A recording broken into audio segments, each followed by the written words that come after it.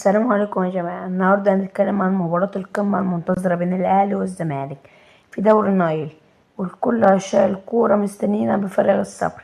خلونا نشوف التفاصيل. المباراة دي هتكون ضمن الجولة ال15 من الدوري، وهتتلعب يوم السبت الموافق 22 فبراير 2025 22/2/2025.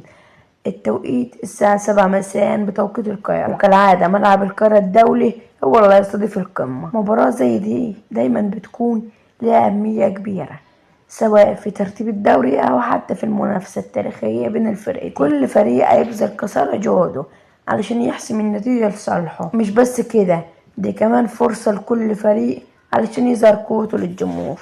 الجمهور بيترقب كل التفاصيل الصغيرة، من التشكيلة المتوقعة لكل فريق لحد الخطط اللي ممكن المدربين يتعمدوا عليها. وطبعا الكل مستني يشوف ازاي النجوم هيظهروا في المباراة دي. قولولنا في الكومنتات تتوقعوا النتيجة تكون لصالح مين، الأهلي ولا الزمالك؟